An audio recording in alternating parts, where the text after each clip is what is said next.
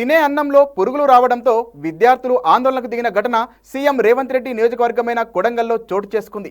నారాయణపేట జిల్లా కొడంగల్ నియోజకవర్గంలోని కోస్గి మండలం నాచారం కస్తూర్బా గాంధీ పాఠశాలలో చదువుతున్న విద్యార్థులకు అవస్థలు తప్పడం లేదు. నిర్వాహకులు పురుగులతో కూడిన అన్నంను విద్యార్థులకు వడ్డిస్తున్న ఘటన తాజాగా వెలుగులోకి వచ్చింది. దీంతో అధికారులకు ఫిర్యాదు చేసినప్పటికీ పట్టించుకోకపోవడంతో విద్యార్థులు పాఠశాల ఎదుట ధర్నా నిర్వహించారు. కలెక్టర్ వచ్చి తమ సమస్యలను పరిష్కరిస్తామని చెప్పేంత వరకు ఆందోళన విరమించేది లేదని తెగేసి చెప్పారు. సీఎం నియోజకవర్గంలోనే విద్యార్థుల పరిస్థితి ఇలా ఉంటే రాష్ట్ర వ్యాప్తంగా ఉన్న పాఠశాలల్లో చదువుతున్న విద్యార్థుల పరిస్థితి ఏంటోనని తల్లిదండ్రులు పలువురు ప్రభుత్వ తీరు పట్ల ఆగ్రహం వ్యక్తం చేస్తున్నారు.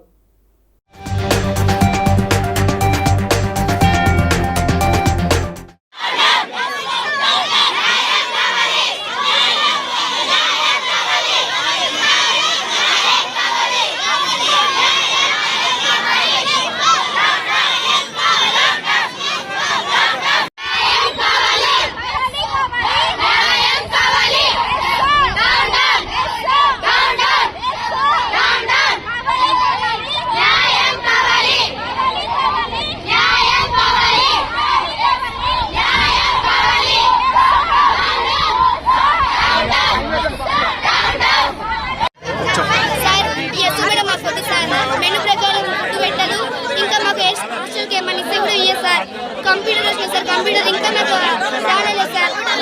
ఇంటికనే సరిగా అన్నం తినమని హాస్టల్కి వస్తే హాస్టల్ కూడా సరిగా పెట్టారు చూడండి సార్. అసలు ఏం చదువుకు చెప్పండి సార్.